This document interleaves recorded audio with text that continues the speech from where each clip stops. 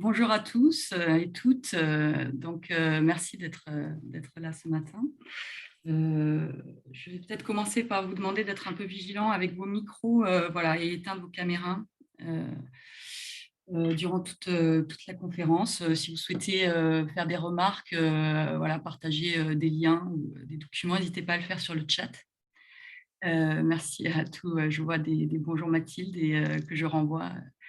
Merci à tous. Je suis Mathilde Espax, je dirige le GAI 17, donc, qui est un cabinet qui s'intéresse depuis quelques années aux mutations de l'emploi, des métiers, des compétences, en lien avec la transition écologique et peut-être plus largement aussi en fait, à l'appropriation de l'enjeu climat-environnement par les acteurs salariés du dialogue social. Donc, cet événement est le premier volet d'une série de 3 conférences en ligne qui auront lieu jusqu'à la fin de l'année. On va s'intéresser aujourd'hui aux positions des centrales syndicales sur le sujet. Le deuxième webinaire aura lieu le 17 novembre et sera l'occasion de s'intéresser aux gouvernances territoriales et à l'implication des organisations syndicales dans ces contextes assez inhabituels finalement où les représentants syndicaux sortent un petit peu des murs de l'entreprise. Et on cherchera effectivement à se demander quelle place leur est donnée par les acteurs territoriaux. Enfin, on aura un troisième et dernier webinaire le 9 décembre où on invitera donc des représentants en entreprise, donc des représentants élus mandatés, voilà, pour qu'ils nous racontent un petit peu quelle a été leur prise en main du sujet. Donc aujourd'hui, j'ai le plaisir d'accueillir aujourd'hui Véronique Martin, qui est secrétaire nationale de la CGT, Madeleine Gilbert, qui est secrétaire nationale de la CFE-CGC, Philippe Portier, secrétaire national de la CFDT, et Guillaume Trichard, qui est secrétaire général adjoint de l'UNSA. Je suis ravie voilà, de vous accueillir de façon digitale malheureusement, mais de vous accueillir quand même. Donc, j'aimerais commencer cette table ronde peut-être par la question suivante. Donc, effectivement, on peut avoir la sensation que les organisations syndicales ont mis un peu de temps à inclure le sujet dans leurs revendications. Aujourd'hui, et puis dans le contexte d'une prise de conscience généralisée et de réglementation surtout croissante et contraignante sur le sujet, j'aurais souhaité savoir effectivement quelle était votre approche. Je pense notamment à la loi Pacte, qui a modifié la définition de l'entreprise pour y inclure la responsabilité sociétale des entreprises, mais également l'adoption du devoir de vigilance aussi, qui implique les organisations syndicales avec de nouvelles attributions sur le sujet dans l'élaboration ou le suivi du plan de vigilance, mais aussi la question du signalement, où les organisations syndicales ont un rôle à jouer. Je pense aussi à la loi LOM, qui inclut l'ouverture obligatoire de négociations sur la mobilité des salariés. Et enfin, bien sûr, la loi climat qui a été adoptée cet été et qui donne notamment aux représentants, aux élus du CSE des prérogatives environnementales, une loi qui a modifié juridiquement les missions du CSE. Et l'obligation aussi de négociation sur l'évolution des carrières et l'impact que peut avoir la transition écologique sur le sujet. Voilà, pour synthétiser, donc effectivement, quelle est aujourd'hui votre approche du sujet et donc, considérez-vous que vous avez un rôle à jouer étendu sur ces questions, ou est-ce que la question de transition juste, qui consiste à veiller à atténuer l'impact social ou accompagner les salariés sur les questions de transition écologique, voilà, est votre mission centrale? Et je vais demander peut-être à Véronique Martin, qui représente la CGT, de commencer cette table ronde. Mais déjà, merci de cette invitation. Alors effectivement, on ne peut pas distinguer enjeux climatiques, enjeux environnementaux et enjeux de la transition juste. une transition juste ne peut être que celle qui, au nom de la justice sociale, s'attaquera aux enjeux climatiques. Et dit autrement, et avant tout, avant d'être syndicalistes, nous sommes toutes et tous des citoyens et des citoyennes, et donc les enjeux climatiques et environnementaux nous importent en tant qu'enjeux de société. Ils nous importent d'autant plus qu'ils ont une incidence sur la vie quotidienne des gens, et qu'aujourd'hui, les enjeux de sauvegarde et d'avenir de la planète servent bien souvent, malheureusement, de prétexte au patronat pour imposer des évolutions de nos modes de production. Et ce qu'on peut dire aussi, c'est que de tout temps, la CGT, elle a œuvré à ce qu'on appelle la double besogne, c'est-à-dire intervenir sur les questions sociétales, que sont bien évidemment les enjeux climatiques, et aussi sur les questions sociales. Et on ne peut pas, dans notre activité syndicale, opposer ce qui relève de l'urgence climatique et ce qui relève de l'urgence sociale. Les deux, notre sens, doivent être portés et travaillés de concert et conduire à un développement humain durable qui préserve et améliore les droits sociaux, et aussi qui préserve et améliore le sort de la planète. Et en tant que syndicalistes, nous nous battons pour défendre et améliorer les droits des salariés et plus globalement des citoyens. Et notre action consiste avant tout à contrer les mauvais coups auxquels les salariés sont bien souvent confrontés, mais aussi et surtout à travailler et à porter des propositions alternatives aux choix politiques qu'on veut nous imposer. Et aujourd'hui, effectivement, nous sommes face à un vrai choix de société qui nécessite d'opérer des ruptures franches avec les politiques menées depuis des décennies, et donc de construire un autre modèle de société par des transformations économiques, sociales, mais aussi environnementales. Car comment avoir un dialogue social efficace, digne de ce nom, si nous ne négocions que sur la partie finale de la transition écologique, c'est-à-dire sur les enjeux sociaux de la transition, et donc sur les conséquences pour les salariés, sans avoir pu le faire de manière plus globale et sur la manière d'aborder la transition écologique dans sa globalité. Donc, pour résumer, pour la position de la CGT par rapport à cette première question, la négociation et le dialogue doivent se situer sur l'ensemble du champ de la transition écologique, et pas uniquement sur les enjeux de la transition juste, qui néanmoins sont très importants, puisque c'est des enjeux qui ont trait à l'emploi, la formation professionnelle, le salaire, la protection sociale, entre autres, mais on pourrait développer plus largement sur ce que revêt la transition juste. Voilà. Merci beaucoup. Merci. Peut-être Madeleine Gilbert, qui représente la CFE-CGC, si vous pouvez nous donner des éléments sur vos positions. Est-ce que donc la transition écologique doit être appropriée, ou la question environnementale plus largement de façon étendue, ou plus effectivement se recentrer sur les questions effectivement d'emploi, de compétences et l'accompagnement direct des salariés sur ces sujets, donc le volet social. Alors, tout d'abord, merci Mathilde pour m'avoir sollicité pour cette table ronde. Bonjour à toutes et à tous. Alors, pour répondre à cette question, effectivement, la question climatique, la raréfaction des ressources et l'érosion de la biodiversité mettent notre écosystème en danger. C'est certain aujourd'hui. Tous les jours, on entend à la radio et dans nos informations quotidiennes ce défi nouveau à relever.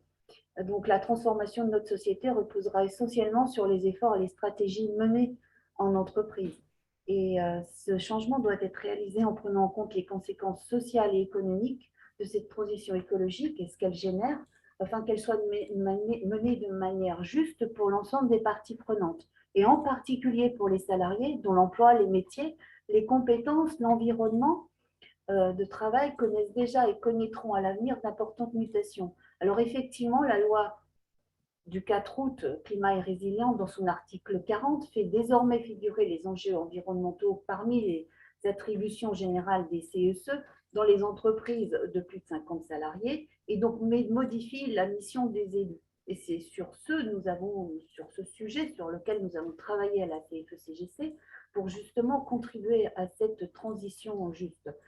Donc, en effet, le CSE pourra donner son avis qui reposera sur des considérations environnementales, on va dire de manière large, tant sur les process, les outils de production utilisés dans l'entreprise et sur l'organisation du travail. Donc, pour la CFE-CGC, les entreprises et les fonctions publiques ont la responsabilité de mettre en œuvre des stratégies nécessaires pour intégrer cette transition écologique dans leurs activités. C'est bien elles qui vont être le moteur de tout ça et les représentants syndicaux viendront agrémenter et donner leur avis sur ces positions. Donc, afin de répondre à cette problématique climatique et environnementale, auxquels nous faisons face, tous les acteurs de l'économie ont un rôle à jouer pour actionner le changement. Et donc, nous, à la CFE-CGC, on veut soutenir une économie durable, sociale et solidaire. Nous souhaitons que nos militants puissent être des acteurs du changement et qu'ils puissent trouver des axes de progrès pour contribuer à cette transition écologique et soient de vraies parties prenantes et de vrais acteurs. Effectivement, les conséquences environnementales de l'activité de l'entreprise et ses effets sur sa situation économique, ses orientations stratégiques ou sa politique sociale nécessitent donc d'être évaluées et suivies dans le cadre d'un vrai dialogue social d'entreprise afin que les salariés aient une pérennité de leurs futures conditions de travail. L'acceptabilité de ces mutations par les salariés est donc indispensable pour que ces changements soient effectifs et s'accompagnent de la mobilisation de toutes les parties prenantes, comme je l'ai dit tout à l'heure. Il est essentiel de concilier transition écologique avec des emplois et des compétences pour avoir une économie apte à répondre aux défis de la décarbonation, et ce, afin d'atteindre la neutralité carbone en 2030. C'est bien ce qui nous occupe aujourd'hui. Donc, nous souhaitons avoir un rôle déterminant pour la construction d'un véritable dialogue social environnemental au sein de l'entreprise, notamment via la GPEC, bien sûr les emplois qui sont associés. Nous réunissons les militants dans des groupes de travail qui regroupent toutes les fédérations afin qu'ils puissent donner leur vision de cette transition juste, qu'ils puissent contribuer à cette amélioration et à la suite des événements qui vont nous impliquer tous. Et donc, notre politique de ressources de demain liée aux emplois et aux compétences est en cours d'écriture. Ce que je voulais dire, c'est que les enjeux sociétaux et environnementaux doivent être pris en compte au même titre que les enjeux économiques, tant dans les politiques publiques que les stratégies d'entreprise. Et donc, la question de l'emploi est primordiale pour notre organisation. Nous sommes toutefois confrontés à des changements qui nous incitent à ouvrir nos actions sur ces enjeux à tous les niveaux de la négociation, c'est-à-dire dialogue interprofessionnel, de branche et d'entreprise. Et pour nous, il est important d'identifier les filières d'avenir et d'avoir des analyses prospectives sur les métiers et, comme j'ai dit encore, les compétences et les formations qui sont adossées à toutes ces mutations. Nous avons comme une ambition de concilier transition bas carbone, emploi et gouvernance au sens large, la gouvernance même dans les CSE, et de permettre une transition juste pour les salariés. Je le répète, mais c'est très important. Donc, nous avons décidé d'œuvrer pour l'acceptabilité sociale de cette transition écologique à travers l'accompagnement des salariés de l'encadrement qu'elle représente. En tant que syndicat catégoriel, nous reconnaissons notre responsabilité à agir pour fluidifier le dialogue social sur ces enjeux, être à l'écoute des freins exprimés par les salariés pour travailler à l'atteinte d'une mobilisation à la hauteur du défi qui nous attend. Et l'encadrement doit être un des acteurs catalyseurs de solutions et prendre les initiatives pour permettre de contribuer à cette réussite de la transition écologique. Encore faut-il avoir des éléments et une vision des impacts et des changements technologiques sur les métiers liés à cette transition écologique, ce qui n'est pas toujours le cas aujourd'hui. C'est pourquoi nous souhaitons un Grenelle de l'emploi vert sur la transition des métiers qui nous semble indispensable à ce jour. Merci beaucoup, Madeleine Gilbert. Merci. Je vais demander à Philippe Portier de prendre le relais des réponses. Oui, bonjour à toutes et tous. Alors, la CFDT, en fait, se préoccupe depuis très longtemps des questions climatiques. Ça ne va pas nous rajeunir, mais en 1974, elle avait publié un livre qui s'appelait « Les dégâts du progrès ». Donc, c'est pour dire que voilà, ça remonte presque à son origine. Plus récemment, on a créé ce qu'on appelle, avec d'autres, le pacte de pouvoir de vivre. C'est le rassemblement de 65 organisations. Il y a des organisations syndicales, il y a des associations qui luttent contre la pauvreté, qui luttent contre le mal logement. Il y a des ONG environnementales. Et l'idée de ce regroupement, c'est de se mettre autour de la table et de faire des propositions justement pour que la transition écologique ne soit pas source d'inégalités plus grandes et d'essayer de réduire les inégalités. Donc ça, j'ai envie de dire, le volet sociétal de notre action, mais peut-être que Guillaume, tu compléteras, puisque l'UNSA fait également partie du pacte de pouvoir de vivre.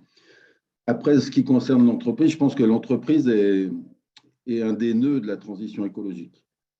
Donc, bien sûr que c'est là qu'il y a beaucoup de choses à faire et c'est bien d'avoir organisé ce webinaire parce que je pense que c'est un élément essentiel. Qui dit transition juste, dit, je pense, d'essayer de maintenir ou de conserver les emplois par des reconversions, par des modifications des compétences. Et pour faire ça, enfin, moi, je viens de la métallurgie, donc malheureusement, j'ai eu à faire avoir beaucoup de restructuration. Mais le meilleur moyen pour préserver l'emploi, c'est anticiper. Et l'anticipation, elle peut se faire qu'à partir du moment où il y a un dialogue social qui fonctionne. Et c'est pour ça que nous revendiquons également des améliorations des ordonnances travail, tout simplement parce qu'on estime qu'aujourd'hui, les délégués et les représentants des CSE n'ont pas les moyens nécessaires pour accomplir leurs tâches. Mais on y reviendra quand on parlera peut-être plus précisément de la loi climat résilience. Merci beaucoup, Philippe Portier. Et enfin, sur cette première question, effectivement, sur la position des centrales, j'aimerais que Guillaume Trichard, qui est avec nous aussi et qui représente l'UNSA, puisse nous étayer un petit peu les positions de l'UNSA sur le sujet. Merci, bonjour à tous. Merci Mathilde pour cette invitation. On doit bien reconnaître que ce que Gate 17 fait ce matin, finalement, ça aurait été bien que Gate 17 existe il y a très longtemps pour mettre les acteurs du dialogue social autour de la table et comme l'a dit Philippe, se préoccuper de ces sujets, mais de façon concertée il y a bien longtemps, parce que je vais peut-être détonner dans ce débat, mais le mot transition, nous, à l'UNSA, commence à nous gratter un peu, parce qu'on ne peut pas dire d'un côté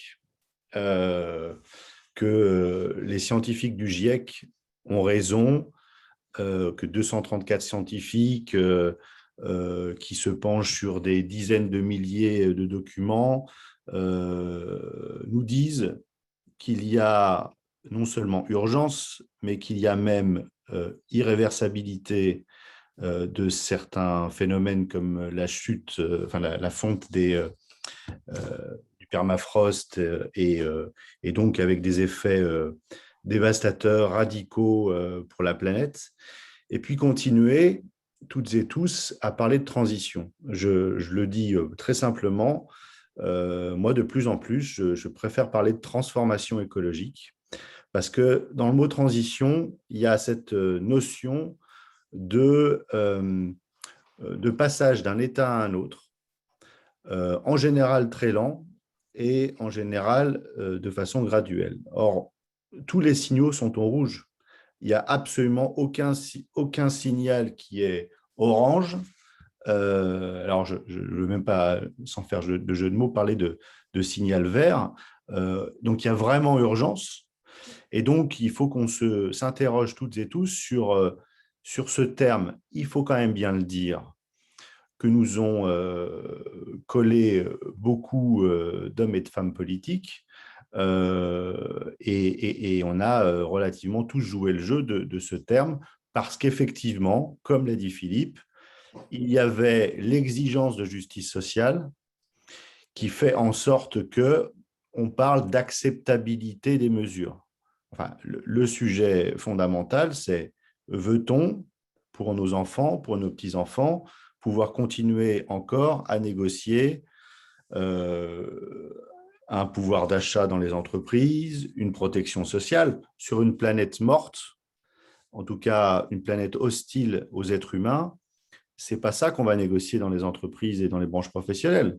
C'est la façon dont on va se protéger des inondations, des incendies, des canicules, etc., etc. Alors, moi, je suis syndicaliste, donc finalement, je suis le moins bien placé que des environnementalistes pour en parler, mais tout ce que je peux dire, c'est que à la fois les entreprises, le patronat et les syndicats, on a mis du temps à se réveiller et que maintenant, il est temps de passer à la vitesse supérieure. Nous, à l'UNSA, on porte ces sujets. Alors on est une jeune organisation, donc je peux aller moins loin que Philippe dans les dates de ces exigences, puisqu'on a 25 ans. Mais dès le congrès de Montpellier de l'UNSA, c'est-à-dire il y a plus de 6 ans, on portait l'exigence de transition écologique juste. Et lors de notre dernier congrès en 2019, on a fait des transitions au pluriel, c'est-à-dire écologique et technologique, le fil rouge de notre résolution générale. Alors, oui, le dialogue social, il faut qu'on arrête de le compartimenter, il faut qu'on arrête de considérer que les syndicalistes ne sont là que pour négocier le poids des chaînes ou le coût des restructurations, qu'on est uniquement là à consulter sur les conséquences des décisions prises et donc qu'on soit beaucoup plus intégré dans les processus décisionnels. C'est ce qu'on est plusieurs à porter, par exemple, au sein de la plateforme RSE. Quand on parle de RSE systémique, c'est bien qu'on estime qu'il faut faire système. Et pour que ça puisse faire système, il ne faut pas que les syndicalistes soient juste là pour recevoir des informations et donner un avis en bout de chaîne. Tu parlais, Mathilde, de la loi Pacte, donc de cette notion d'entreprise à mission. Nous, ça fait longtemps que les syndicats, nous sommes, entre guillemets, des entreprises au sens noble du terme, à mission. Les entreprises, par contre, ce n'est pas le cas. Il y a très peu d'entreprises à mission. Le groupe Rocher, évidemment, est un bel exemple, mais on aimerait que toutes les entreprises passent du statut d'entreprise à but lucratif au statut d'entreprise à mission.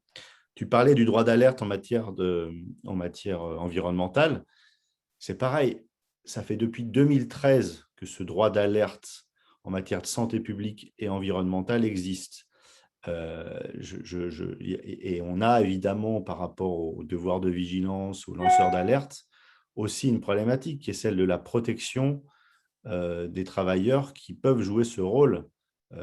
Combien de cas on connaît de salariés qui ont été des lanceurs d'alerte et qui ont eu malheureusement ensuite à subir des procédures de licenciement pour des raisons diverses et variées et bien déguisées, parce qu'ils ont simplement joué leur rôle de citoyen. Donc, voilà, pour résumer, c'est effectivement à tous les niveaux qu'il faut que les syndicats que nous sommes portions nos exigences environnementales, pas qu'au niveau national interpro, dans les bilatérales qui sont des rendez-vous très polis avec les ministères et leurs représentants, mais au cœur de l'activité économique. Et d'ailleurs, mais je crois qu'on va en parler plus tard, finalement, si les lois vont plutôt dans le bon sens, même si elles sont très lentes, on a quand même tout un paquet d'entreprises qui sont exclues des nouvelles dispositions en matière environnementale, et je pense notamment à toutes les entreprises dont l'effectif est inférieur à 50 salariés, et notamment aux TPE, qui sont en France encore le cœur vivant de l'économie. Donc il y a du pain sur la planche, il faut qu'on s'y mette tous ensemble et à tous les niveaux. Merci. Un grand merci Guillaume Trichard et merci à tous pour ce premier volet de réponses sur la question de vos positions. J'en viens donc à la deuxième question, effectivement, qui se concentre plus sur la loi climat, qui a quand même changé la donne au sein du dialogue social, dans la mesure effectivement où, voilà, notamment la mission du CSE a évolué dans le Code du travail là, depuis le 22 août. Donc, j'aurais voulu savoir, effectivement, lors de l'adoption du processus d'adoption de cette loi, quelles étaient vos attentes en réalité, celles de vos organisations, bien sûr, et quelles ont été vos positions et potentiellement les amendements que vous avez pu proposer durant la phase d'adoption lors de vos auditions. Et si vous avez eu le sentiment d'être entendu et que effectivement les avis que vous avez pu soumettre ont été écoutés durant durant ce processus législatif. Et enfin, votre avis donc sur le dispositif adopté. Voilà.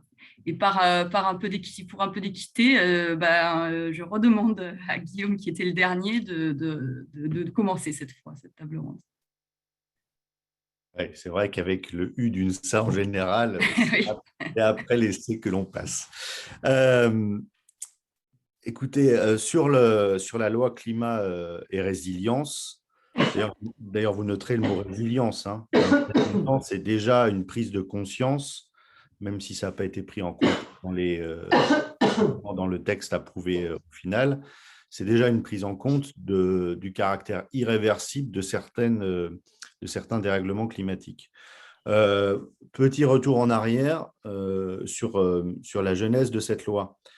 Il y a eu évidemment le phénomène des Gilets jaunes, il y a eu le grand débat voulu par le président de la République dans les territoires, il y a eu ensuite la Convention citoyenne pour le climat. Nous, dès le début, l'UNSA a soutenu à la fois la démarche et la méthodologie de la Convention citoyenne pour le climat qui finalement demandait à des citoyens ce qu'ils pensaient de l'atteinte des objectifs que la France était assignée dans le cadre de l'accord de Paris, de réduction des gaz à effet de serre, d'émissions de gaz à effet de serre.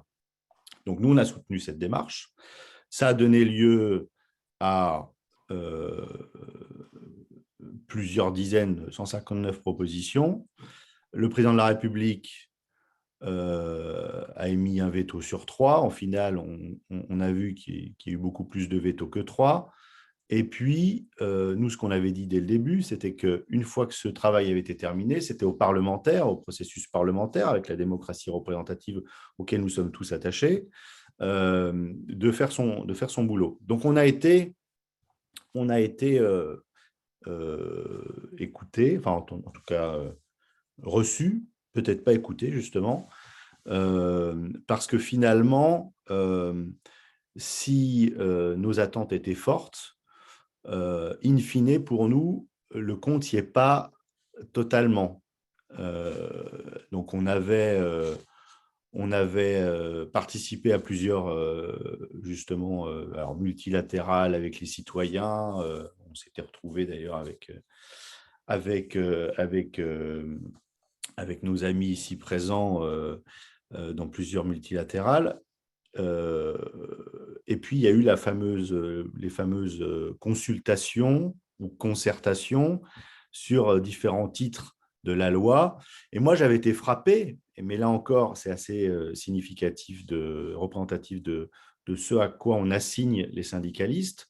On a été surtout consulté pour le livre 2, le titre 2 du projet de loi, qui était « Produire et travailler », comme si les syndicalistes devaient forcément être assignés à ne négocier, à ne discuter que du sujet de produire et travailler, et qu'on ne représentait pas des travailleurs dans les transports, dans l'alimentation, etc., etc.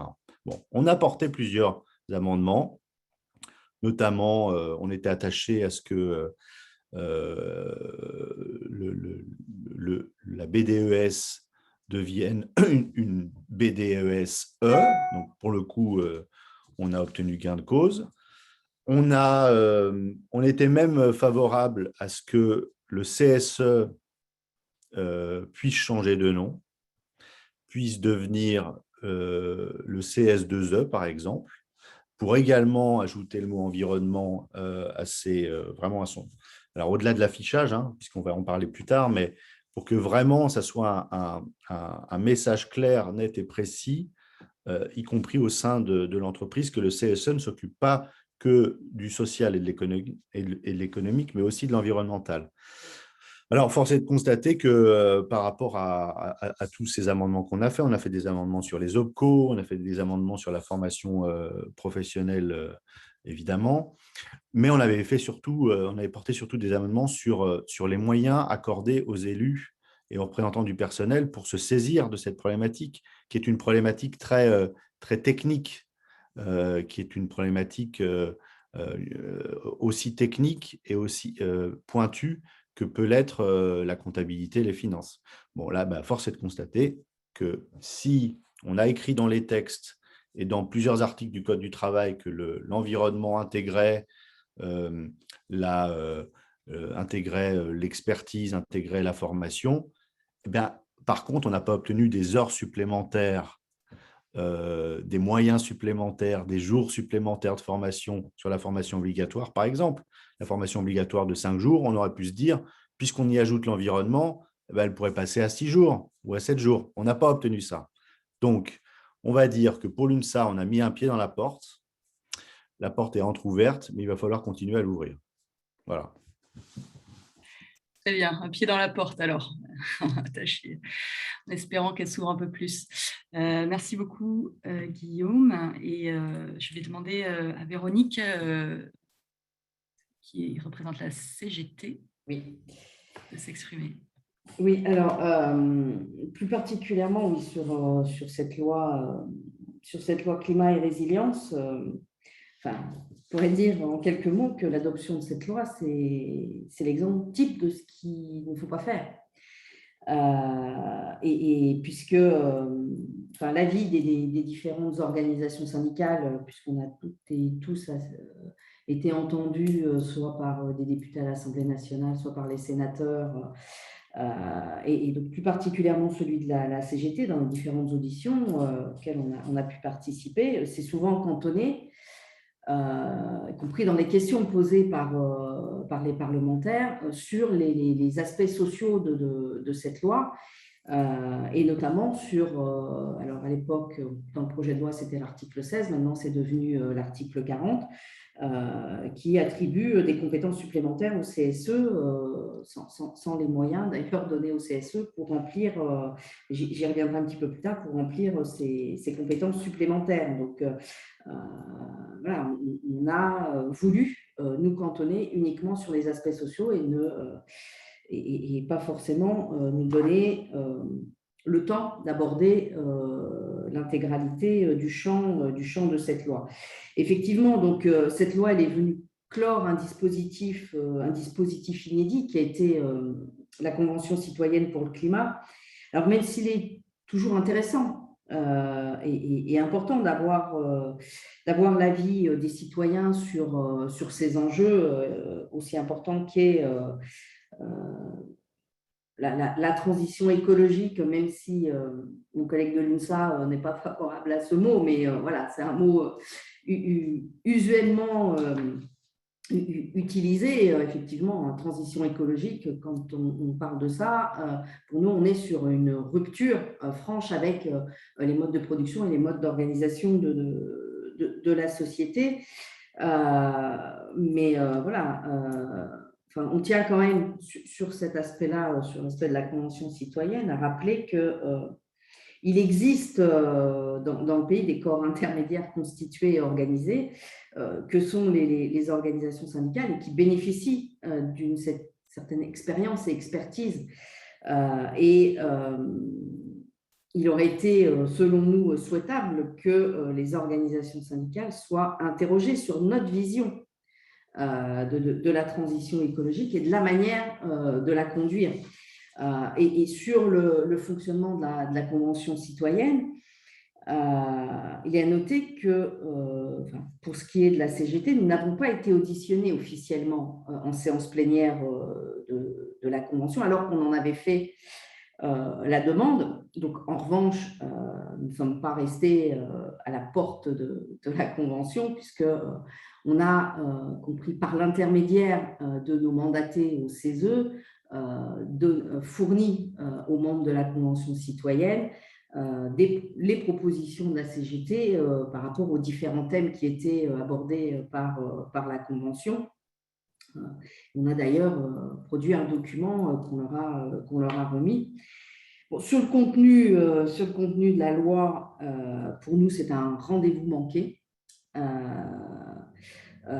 puisque cette loi, il n'y a pas d'anticipation, ni de planification, pas d'esquisse de débat sur la réduction du temps de travail, alors que c'était une proposition portée par la Convention citoyenne et qui, pour nous, est un des leviers dans le cadre de la transition écologique. Rien sur la mise en place d'une sécurité sociale professionnelle, pas de moyens supplémentaires sur le développement de la recherche, puisque c'est aussi un des leviers pour pouvoir faire évoluer nos modes de production. Rien sur les services publics et rien sur l'éco-conditionnalité des aides publiques et rien sur la taxation des dividendes. Et pour nous, cette loi aurait pu être l'occasion de redonner du sens au travail, de s'appuyer sur l'expertise des salariés dans les transformations à opérer dans nos modes de production. Et voilà, pour nous, cette loi, c'est un vrai rendez-vous manqué. On n'a pas vraiment le sentiment d'avoir été entendu sur nos critiques et exigences, puisqu'y compris suite aux auditions, un certain nombre d'amendements ont été rédigés, que ce soit par les députés et les sénateurs, notamment visant à donner des moyens supplémentaires au CSE et à la formation.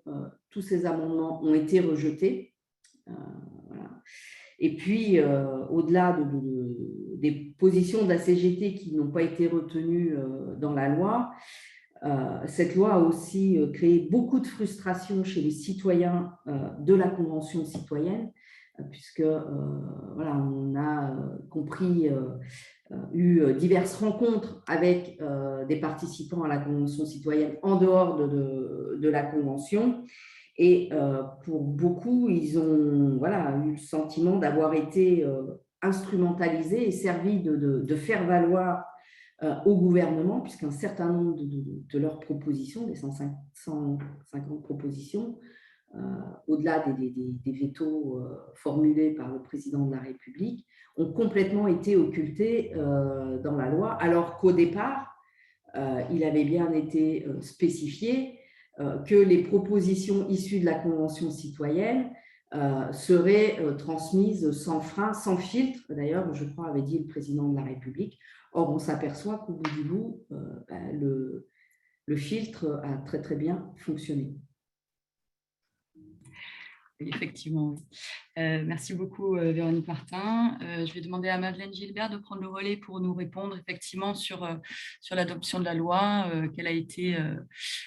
comment a œuvré la CFE-CGC et quel est votre avis aujourd'hui sur le dispositif adopté. Alors, effectivement, on a pris part concrètement aux réflexions en en proposant des amendements au titre 2, article 16, comme le disait tout à l'heure Guillaume, notre cœur de métier sur le social. Et donc, on a voulu être force de proposition. Et on a voulu s'inscrire d'une façon volontaire dans les auditions dans le cadre de la loi climat. Alors, comme le disait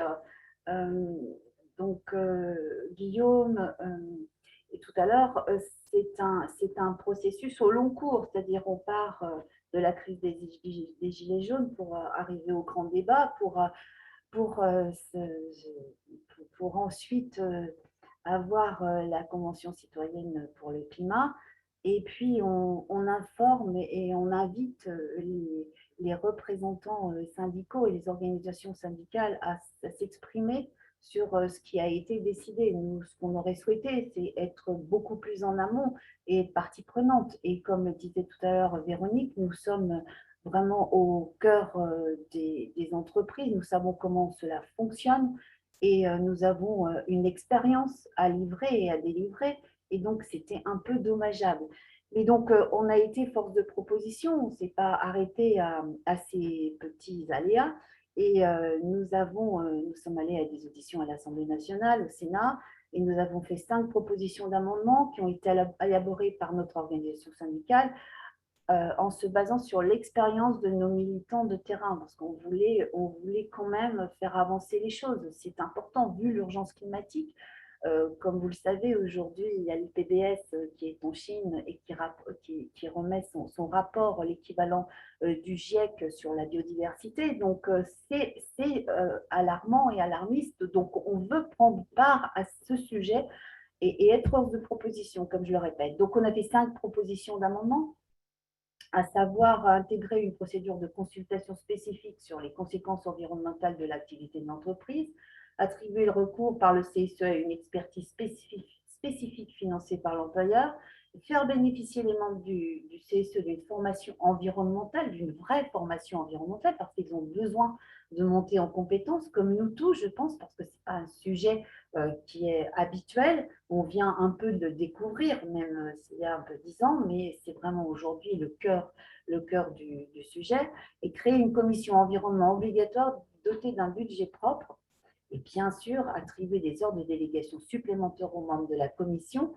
qui siègent et qui vont siéger dans ces commissions, dans ces CSE, parce que comment faire du qualitatif et s'investir dans le sujet s'il n'y a pas des ordres de délégation supplémentaires. Donc, et nous avions fait aussi une dernière recommandation, puisque nous sommes membres du Pacte mondial des Nations Unies, Global Compact France, et nous sommes la seule organisation syndicale à être membre du Pacte mondial des Nations Unies, et on travaille beaucoup sur les objectifs de développement durable, et on voulait faire en sorte que la grille de référence commune pour l'ensemble des entreprises soit les ODD, et qu'elles soient intégrées dans les réflexions du CSE, parce que ces 17 ODD, ça va de la biodiversité jusqu'à l'égalité femmes-hommes, en passant par les partenariats. Donc, bon, je fais court, mais ça permettait d'avoir une vision large et de s'emparer de vrais sujets et de les faire matcher entre eux. Donc, 2 propositions d'amendements ont été reprises dans le projet de loi climat. C'est l'expertise via l'expert comptable et la formation. Mais on est à minima, c'est-à-dire que nos propositions sont un peu perdues, comme je l'avais écrit, dans les méandres des couloirs parlementaires. Et donc, c'est dommageable parce que la formation, on n'a pas d'heures, on n'a pas de plus, on n'a pas d'heures de formation supplémentaire et on n'a pas d'heures de délégation supplémentaire.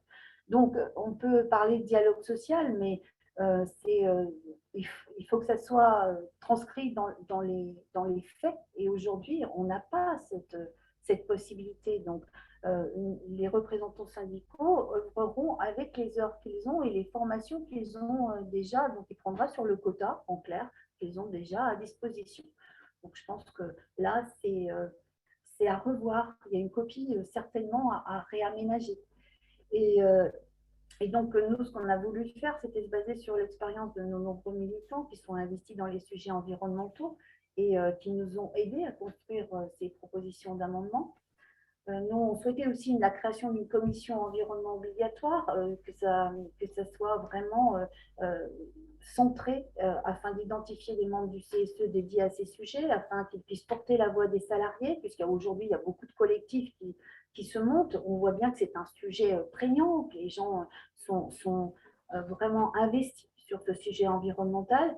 Et donc, afin qu'ils puissent participer à l'élaboration, au suivi des stratégies environnementales efficaces au sein de l'entreprise. Ça n'a pas été le cas. Le choix a été de traiter ce sujet environnemental d'une manière transverse et non pas en silo, en disant qu'il ne fallait pas ramener tout sujet dans une commission. Ce n'était pas faisable. Bon, voilà. Mais je pense que là, il y a aussi certainement matière à discuter et à refaire des propositions et à militer pour qu'une vraie commission obligatoire, parce qu'aujourd'hui elle est facultative, puisse voir le jour. Je pense que ça serait vraiment une très bonne chose.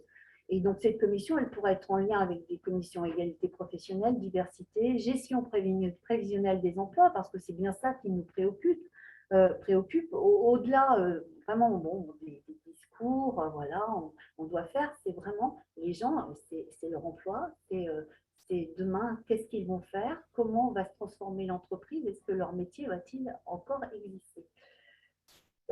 Donc, effectivement, on peut dire qu'on va regarder le côté positif. Donc, il y a un volet environnemental qui existe au sein du CSE maintenant. Ça gagne en légitimité. Il y a des nouvelles informations puisque la BDES devient BDESE. Il va y avoir l'environnemental dans ce sujet-là. Mais encore faut-il trouver les critères, la conduite de l'analyse, ce qu'on y met dedans, ce qui n'est pas le cas aujourd'hui. Il y a quand même des outils qui sont proposés, sont sous-dimensionnés et restent quand même encore flous. Et je pense que nous, syndicalistes, nous sommes à même de faire des propositions et de travailler sur quoi intégrer dans ces outils. Et donc, notre organisation a pris le sujet vraiment à cœur, donc élabore un accompagnement des délégués syndicaux. Et donc, ils peuvent dès à présent s'emparer du sujet à travers les procédures d'information, consultation et les négociations annuelles obligatoires, mais ce n'est pas un sujet évident en soi. Donc, je pense que l'encadrement que nous représentons doit être en capacité d'identifier et d'inspirer et de mettre en œuvre des nouvelles stratégies environnementales des entreprises, avec entre autres la réorientation de la finance comptabilité, la traçabilité des actions et développer des comportements conformes aux principes de durabilité. Et je pense qu'il est plus que jamais indispensable d'être en capacité de mesurer et d'identifier les actions qui produiront des effets sur le bilan carbone et la biodiversité. C'est bien ce qui nous occupe. Et ce n'est pas simplement l'instant présent, mais nous sommes tous liés au futur. Et effectivement, les générations du futur doivent hériter d'un environnement sain, quoique avec le rapport du GIEC, on peut voir que le 1,5 degré ne sera pas tenable, on ira au-delà, donc ça veut dire qu'on risque d'avoir effectivement des… Merci beaucoup Madeleine Gippert. Pardon. Voilà, merci. On va passer le relais à Philippe Portier. Donc, jusqu'à présent, donc, un bilan quand même en demi-teinte, avec des teintes plus foncées que claires, a priori. Quel est votre avis sur le sujet, effectivement, sur la procédure d'adoption et sur le dispositif adopté?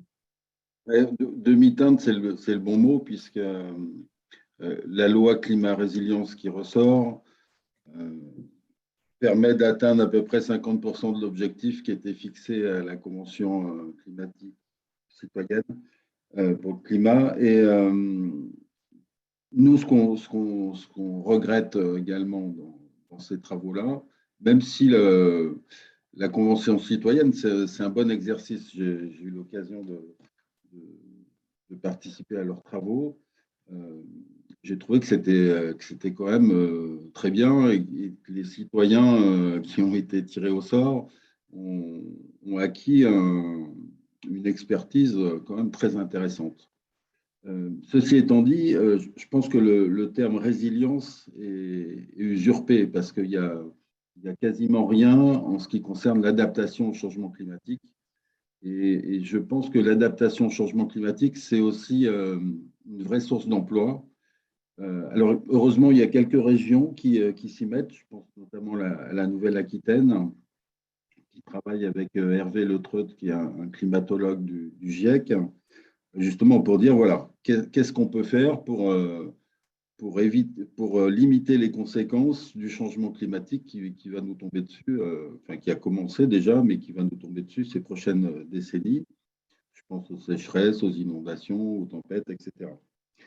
Ceci étant dit, on s'est intéressé à l'ensemble du projet de loi. On en a notamment parlé dans le pacte du pouvoir de vivre et on s'est un peu réparti les rôles. C'est-à-dire que les ONG environnementales sont plutôt allées sur leur créneau et nous, on a été, comme mes collègues qui sont là autour de la table, sur le créneau plutôt dialogue social, donc l'article 16 et 16 bis, enfin, initialement, je crois que ça a changé depuis.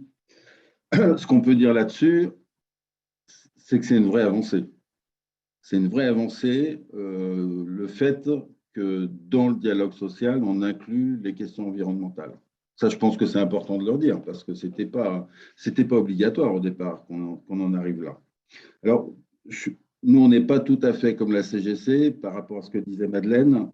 On ne souhaite pas avoir une consultation dédiée, mais on souhaite vraiment que les questions, enfin les conséquences environnementales soient regardées sur chaque sujet. Alors, certains sujets, il n'y aura pas grand-chose, mais d'autres sujets, je pense à la stratégie de l'entreprise pour les entreprises qui vont être impactées très directement dans leur cœur de métier par la transition écologique, ça semble essentiel de le traiter là.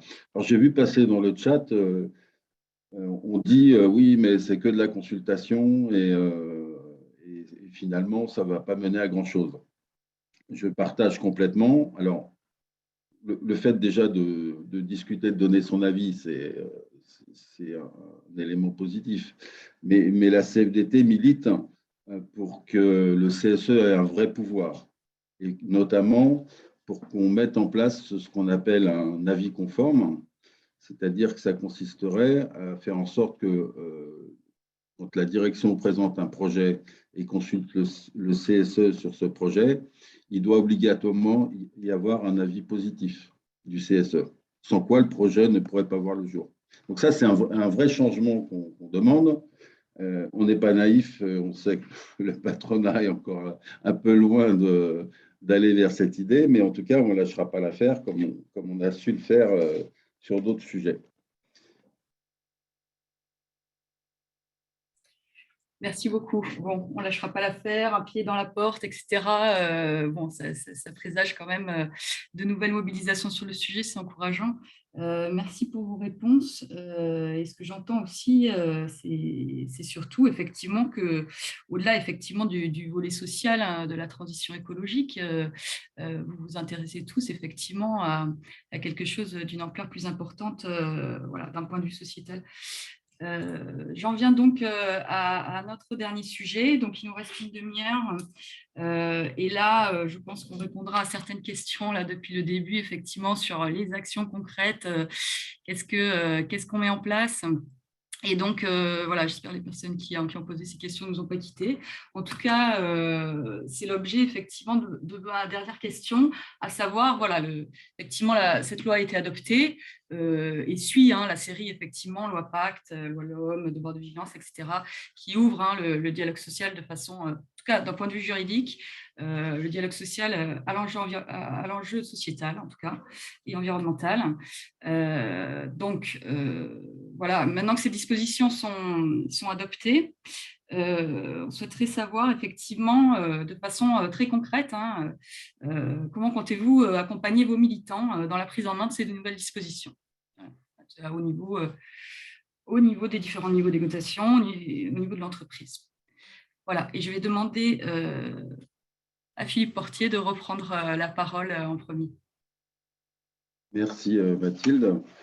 Je vais essayer parce que pour dire ça à tout le monde, on avait un timing programmé et si je le tiens complètement, on va déborder un petit peu, donc je vais essayer de ne pas être trop long pour laisser la place à mes collègues.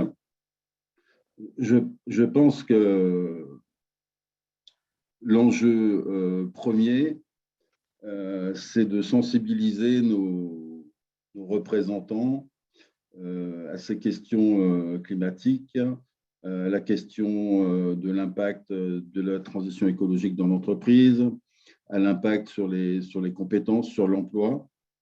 Ça me semble essentiel parce que nous voyons des équipes syndicales qui sont convaincues de la chose et pour certaines, elles n'ont pas attendu qu'il y ait une loi pour s'emparer de ces questions et interpeller leur direction sur le sujet. Par contre, d'autres estiment que ce n'est pas forcément dans leur prérogative, OK, il y a la transition écologique, mais que le plus important, c'est le salaire, c'est les conditions de travail, etc. Ils ont raison, mais la question climatique ne peut pas être ignorée. Donc, il y a un vrai travail de sensibilisation à faire, je pense. Donc, ça, c'est une première étape. Ce qui m'inquiète un petit peu, c'est que côté employeur et côté direction, je ne suis pas sûr que cette sensibilisation soit bien plus forte. Et je ne suis pas sûr non plus que les entreprises s'organisent pour sensibiliser leurs managers à ces questions-là. Ça, c'est une vraie question.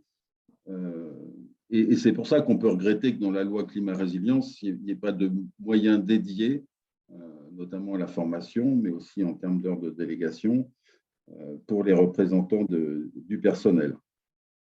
Ensuite, à la CFDT, on a lancé, il y a 4 ans maintenant, un dispositif qui est là pour aider les équipes d'entreprise à s'y retrouver un peu dans cette complexité du droit social et de l'action syndicale.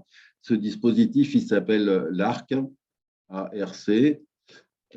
ARC, ça veut dire A, c'est accompagnement, le R, c'est ressources et le C, conseil. Donc, ça consiste en fait à avoir, si je prends la ressource, par exemple, on a un espace intranet sur lequel on rentre par son numéro d'adhérent et on a tout un tas d'informations concernant toutes les différentes lois, mais également sur quelles pratiques syndicales on peut mettre en place. Et éventuellement, il y a des conseils aussi d'experts sur tel ou tel sujet.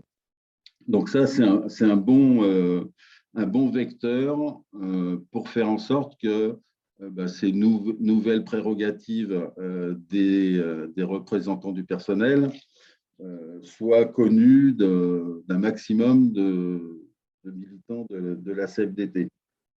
Après, on a le A. Le A, c'est accompagnement. C'est tout simplement d'aider les équipes à s'emparer de ces questions-là, parce que ce n'est pas si simple.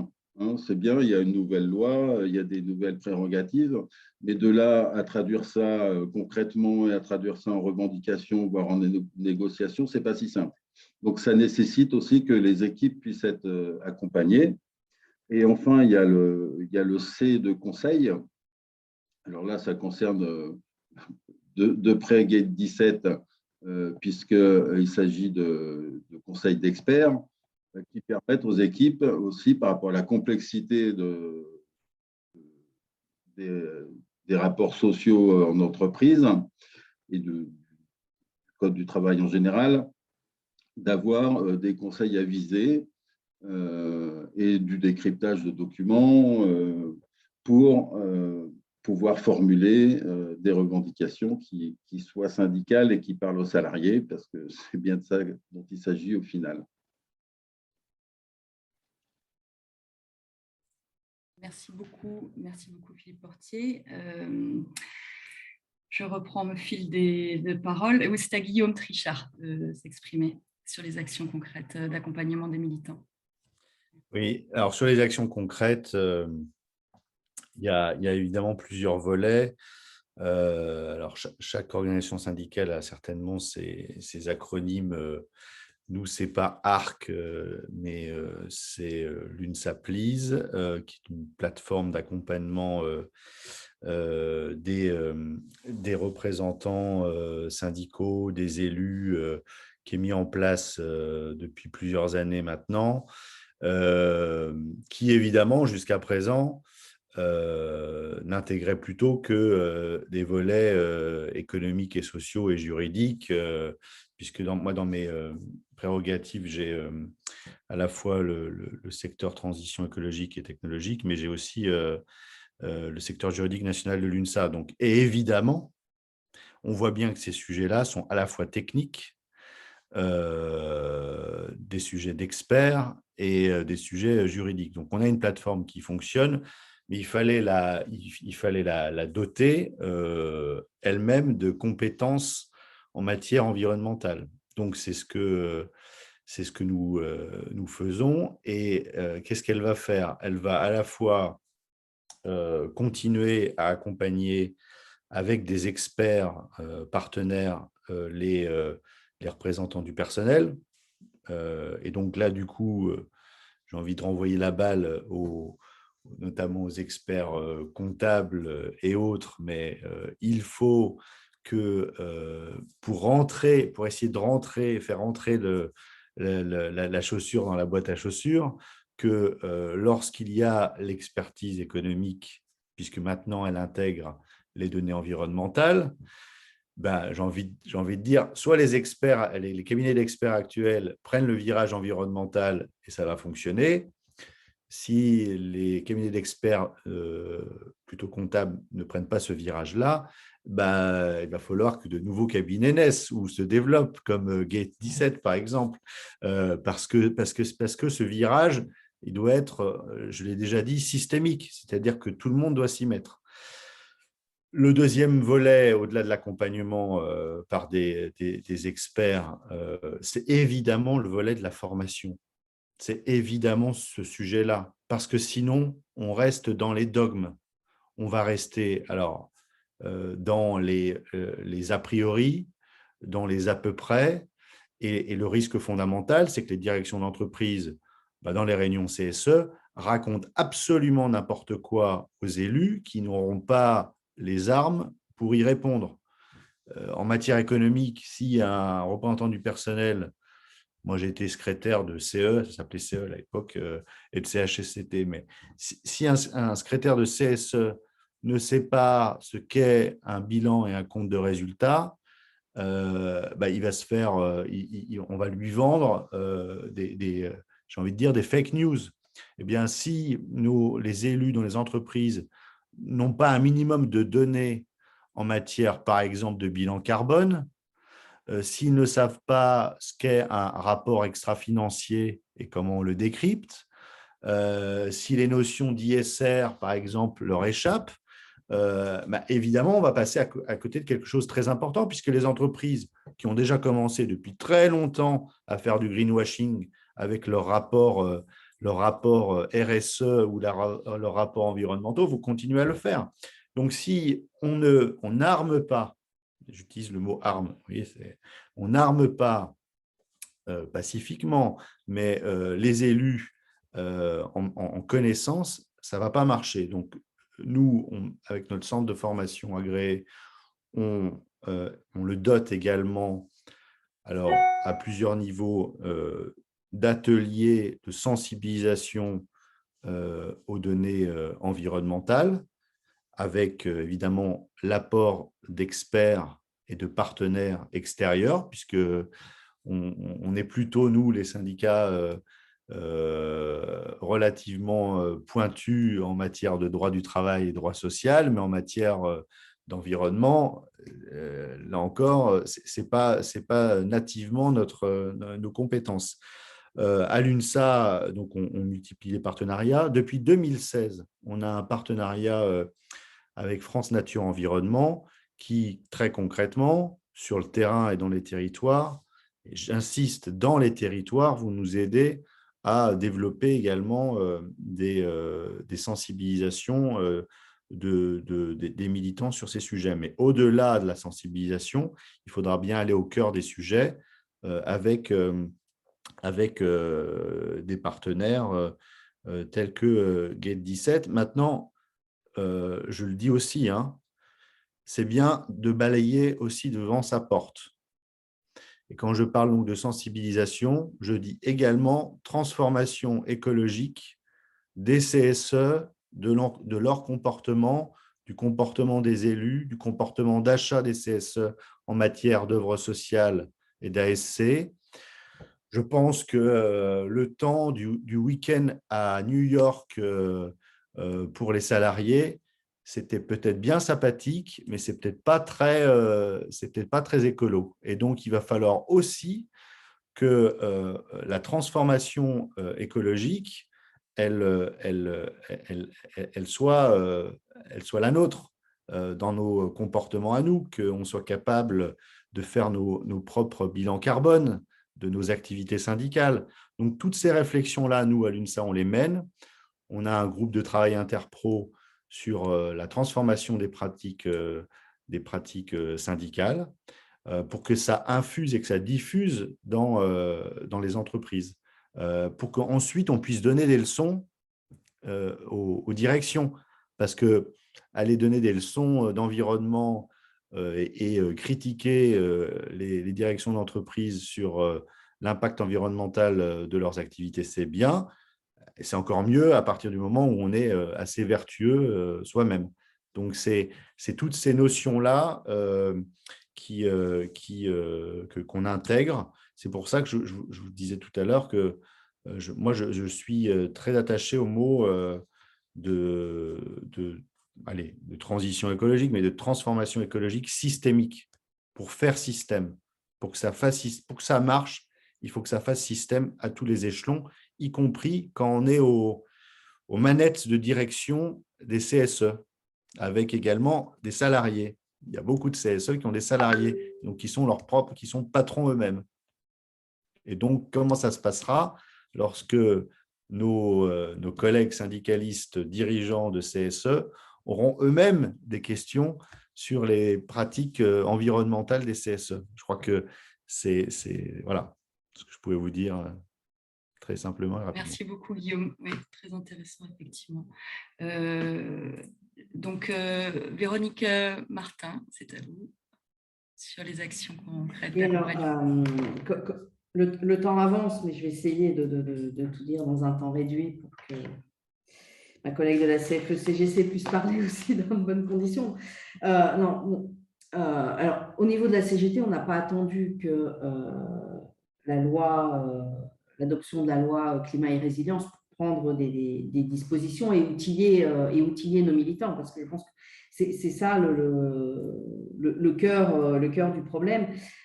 Suite à notre dernier congrès confédéral qui s'est tenu en 2019, on a mis en place un collectif de travail dédié sur les questions environnementales et collectif de travail qui a vocation à outiller nos militants sur le terrain pour appréhender ces sujets-là de manière revendicative. Depuis la fin de l'année dernière, on a mis à disposition de nos organisations, c'est-à-dire fédérations, nos unions départementales en territoire, un document support à l'animation de journées d'études. Ce document est en deux parties. Une partie constat, avec constat sur le réchauffement climatique, les déclins des écosystèmes, la pollution de l'eau, de l'air, des sols et l'impact du système économique capitaliste, donc sur la base de données chiffrées d'experts. Voilà. Et la deuxième partie du document est plus centrée sur les propositions CGT autour de notre slogan « Fin du monde, fin du mois, même combat ». Et cette journée qu'on a expérimentée à plusieurs reprises permet, à l'issue de la phase de débat général sur les enjeux environnementaux, de se tracer des perspectives revendicatives en lien avec la réalité du territoire. En parallèle, on a le travail qu'on a réalisé avec un certain nombre d'associations et d'autres organisations syndicales autour du collectif Plus jamais ça. On a eu donc la sortie d'un plan de sortie de crise avec 36 mesures, y compris dernièrement, on a sorti un manifeste argumenté qui a comme titre « Pas d'emploi sur une planète morte, sauver le climat, gagner des droits, créer des emplois ». On a y compris, suite à l'adoption de la loi climat et résilience, édité des fiches argumentaires qui permettent de faire le lien entre les objectifs de la loi, les incidences sur l'emploi et les conditions de travail des salariés et de mettre en parallèle les revendications de la CGT. On a ainsi abordé l'article qui prévoit l'arrêt des vols aériens courte distance, l'expérimentation WePub, l'arrêt de la vente des véhicules les plus polluants. Et à travers ces fiches, on a essayé et réussi à chaque fois à démontrer comment une transition menée avec les salariés, les travailleurs, peut être un véritable levier à la réindustrialisation du pays, à une résorption des inégalités sociales. Et donc, plus particulièrement sur la question des droits étendus des CSE, on a élaboré un guide à destination de nos élus qui est intitulé « L'enjeu social des questions environnementales dans le champ d'action des CSE », avec l'objectif que nos militants dans les CSE appréhendent cette nouvelle prérogative sous l'angle des risques pour les salariés, même si la loi climat et résilience ne l'aborde pas, mais nous avons des leviers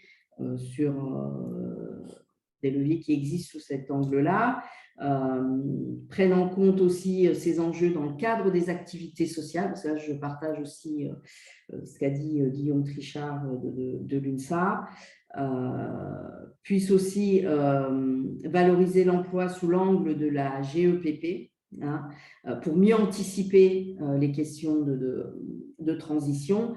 Et on a aussi inclus dans ce guide des préconisations sur le fonctionnement des commissions environnement et comment mener la négociation avec l'employeur pour la mise en place de cette commission, et y compris on a avec notre pôle économique listé un certain nombre de questions types à poser à l'expert comptable pour pouvoir faire ressortir un certain nombre d'éléments et pouvoir travailler dessus. Et au-delà du seul CSE à travers ces différentes missions, on pense que la question des enjeux environnementaux doit traverser aussi les négociations collectives avec les organisations syndicales représentatives à tous les niveaux, que ce soit au niveau entreprise, au niveau groupe, branche ou interprofessionnel. Et un sujet qui est étroitement lié à celui de la transition, c'est la question de la formation professionnelle. Et il nous semble que c'est un sujet crucial pour le monde du travail, alors que la réforme de 2018 a accéléré son individualisation et sa marchandisation, et que les dernières annonces du gouvernement en la matière demeurent largement insuffisantes et inadaptées au contexte. Et dans ce cadre, les salariés sont en droit d'attendre des organisations syndicales et patronales une négociation ambitieuse qui fixe des cadres, des objectifs et des moyens qui permettent d'anticiper les évolutions des modes de production et de rendre possible les relocalisations sur les territoires et d'augmenter le niveau de qualification de l'ensemble du champ du salariat, et ce d'autant plus que l'ensemble des salariés luttent pour retrouver du sens au travail et une valorisation de leurs conditions de travail. Et en ce sens, il y a une négociation qui va s'ouvrir ce soir. Elle revêt pour la CGT une importance particulière sur cette question de formation professionnelle. Merci beaucoup pour votre intervention très intéressante et en plus qui permet à Madeleine Gilbert d'avoir ces 10 minutes aussi pour s'exprimer. Et effectivement, je passe la parole donc à Madeleine Gilbert sur les actions d'accompagnement concrètes des militants. Merci. Donc oui, pour la CFE-CGC, intégrer la RSE, le développement durable dans le champ du dialogue social et de la négociation, ainsi que la gouvernance, était déjà le slogan de la CFE-CGC en 2013. Donc, ce n'est pas un sujet neuf pour nous. Nous avons déjà travaillé, produit. Et en 2018, on a voulu s'inscrire aux côtés de Global Compact. On a adhéré à cette organisation et on fait en sorte d'utiliser les objectifs de développement durable au plus près du terrain. C'est ce qu'on propose à nos militants pour justement arriver à avoir un champ social, économique et environnemental digne de ce nom pour œuvrer et faire en sorte que transition économique, biodiversité, ça soit des sujets impliquants et vraiment engageants pour nos militants. Donc, l'axe de développement durable doit faire partie d'une approche revendicative et constructive de la part des représentants des salariés. C'est ça ce que je voulais dire, c'est vraiment notre sujet. Et donc, nous proposons un certain nombre d'outils, tels que le guide pratique l'indispensable de la RSE, qui est sorti déjà il y a 18 mois, mais qui est d'actualité et qui sert à nos militants, à nos adhérents, mais qui est à destination aussi du grand public pour mettre en place une politique RSE. Et puis, au vu de l'actualité et de nos engagements dans le cadre de la loi climat, début 2021, un groupe de travail commission environnement regroupant des militants de terrain, donc d'une vingtaine de militants se sont regroupés. Et donc, nous avons travaillé, donc des militants de chez Orange, Capgemini, Ariane Group, Liebherr Aerospace, Accenture, BNP Paribas, EDF. Donc, c'est constitué, donc grâce à leurs compétences, leur motivation, on a mis en place, et ils ont tous mis en place des commissions environnement, c'est ce que je voulais dire, donc commission environnement facultative. Et donc, nous avons souhaité capitaliser sur leur expérience et grâce à ce travail collectif, nous allons publier dans les semaines à venir un mémo qui s'appelle « Les enjeux du dialogue environnemental d'entreprise » et qui reprend les pratiques et leurs témoignages sur ce qu'ils ont vécu, comment ils l'ont vécu, comment ils l'ont porté, pour que ce soit un catalyseur, un facteur motivant pour les autres militants syndicaux pour s'engager dans cette voie de, moi je dirais, de la transition écologique. Hein. On est bien dans une transition parce que bon, on ne peut pas... il faut y aller vraiment rapidement, mais il faut que les gens l'intègrent. Et aujourd'hui, c'est un sujet qui demande de l'acculturation et des montées en compétences. Et comme le dit justement Christine Stéphane de Liebherr Aerospace, je voulais juste vous faire partager son témoignage, qui dit « Lors de mon premier mandat de titulaire de CE, je n'avais qu'un objectif en tête, mener des actions visibles et efficaces en faveur du développement durable auprès des salariés. Et quand la CFE-CGC a remporté les élections suivantes, notre première action a été de créer une commission développement durable. Donc, ce sont des témoignages de ce genre qui vont être porteurs pour les autres militants, les autres adhérents, pour s'engager dans cette transition. Justement, il y a Nicolas Eono, qui est représentant du personnel chez Orange, qui dit « La CFE-CGC a proposé la création d'une commission environnement. Tous les membres se sont formés sur ce sujet complexe. » C'est bien le sujet, hein, la formation. Nous n'avions pas encore de moyens, mais le dialogue était instauré avec la direction.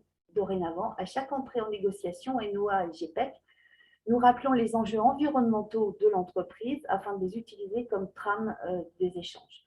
Voilà. Et donc, nous venons d'élaborer notre charte de développement durable remise à jour en cohérence avec les ODD pour lesquels nous sommes impliqués, puisque nous sommes adhérents, comme je vous l'ai dit, au Pacte mondial des Nations Unies. C'est important de le répéter parce que c'est vraiment un axe important. Cette charte sera disponible dans les semaines qui viennent. Et donc, c'est donc une histoire qui continue et dont la portée grandit avec une volonté de mobiliser l'ensemble des militants. Nous avons des formations RSE développement durable. Nous avons formé 400 militants depuis 4 ans et nous disposons d'un réseau de référence sur les territoires et les fédérations justement, qui diffusent cette culture. Et tout simplement un témoignage, le 6 septembre dernier à Marseille, dans le cadre du Congrès mondial de la nature, j'ai été invitée donc par l'Office français de la biodiversité pour m'exprimer et présenter notre projet biodiversité et action syndicale. On parle beaucoup de changement climatique, mais peu de biodiversité. Donc nous, on a voulu s'engager dans cette voie-là. Donc en effet, l'OFB vient de nous remettre notre lettre de reconnaissance comme partenaire engagé pour la nature. Donc nous sommes le premier syndicat à disposer de cette reconnaissance. Et dans notre dossier d'engagement, nous avons proposé une formation biodiversité qui aura comme finalité de présenter les principaux concepts et leviers stratégiques. Et je fais court, et d'être en capacité, suite à une formation que nous allons dispenser, de mettre en place des outils afin de préserver ou renforcer la biodiversité en entreprise. Donc, c'est un sujet à à développer parce qu'il y a peu de choses qui existent. Et donc, c'est un challenge hein, et je pense qu'effectivement, il faut être ambitieux. Et comme j'ai vu dans le chat, il faut se remettre en question. Donc, nous nous remettons en question. Nous avons la volonté de faire et de s'engager. Nous allons aussi publier un guide pour les administrateurs salariés, gouvernance et RSE. Et puis, je voulais dire aussi que les fédérations, ce n'est pas que simplement au strat de la confédération. Les fédérations sont en train de construire leur feuille de route RSE développement durable. Elles sont accompagnées souvent de cabinets extérieurs. On les aide aussi à construire leur stratégie. Donc, c'est le cas de la métallurgie, de la chimie, du transport et bientôt de l'énergie. Donc, comme vous pouvez le constater, la CFE-CGC est complètement investie sur le sujet environnemental à tous les niveaux de son organisation. Et c'est une stratégie de développement durable, elle ne saurait être opérationnelle sans une mobilisation des salariés à tous les niveaux et bien sûr des militants auxquels il faut donner des clés de lecture. Je voulais dire aussi, j'ai vu dans le chat que les organisations doivent se remettre en cause. Effectivement, il y a beaucoup de présidents de fédérations qui nous disent on va se remettre en cause sur notre modèle par rapport à des goodies, par rapport à… Voilà, on va faire notre bilan. On va faire notre bilan de développement durable. Et je trouve ça une très bonne chose. Effectivement, c'est un changement de vision. Et c'est très porteur. Et donc, nous estimons que la protection de l'environnement et la protection sociale des salariés relèvent autant l'une que l'autre du socle fondamental de l'action syndicale. Et juste un focus, parce que j'ai vu dans les questions aussi, dans les modèles des syndicats, j'ai vu passer une question sur les locaux. Alors, effectivement, nous, à la CFE-CGC, on remet nos locaux à niveau par rapport aux normes, futures normes environnementales, changement de fenêtre, isolation, etc. Donc, ça nous tient à cœur. Nous aussi, on a des politiques justement où on veut éviter le plastique et on a mis en place des bouteilles recyclables pour que les salariés et les militants utilisent moins de plastique par rapport à ces fameuses bouteilles qui polluent nos océans, entre autres. Voilà, donc protection sociale et environnement sont liés et c'est un socle fondamental de l'action revendicative à venir dans le cadre du monde qui nous attend. Un grand merci Madeleine Gilbert pour cette intervention et un grand merci à vous tous et bravo pour avoir tenu vos engagements sur les prises de parole. Il est 10h28. Donc, je vous remercie tous de cette participation et tous les personnes qui ont été présentes hein, pour visionner cette conférence qui sera, a priori, si tout a bien fonctionné en termes d'enregistrement, disponible bientôt quand même en replay sur notre site. Voilà. Je vous donne rendez-vous du coup le 17 novembre hein, sur le second épisode de cette série sur le thème de la gouvernance territoriale et l'implication des organisations syndicales. Voilà, au niveau des territoires. Je vous souhaite une très bonne journée à tous et un grand merci pour cette table ronde. C'était très intéressant. Merci.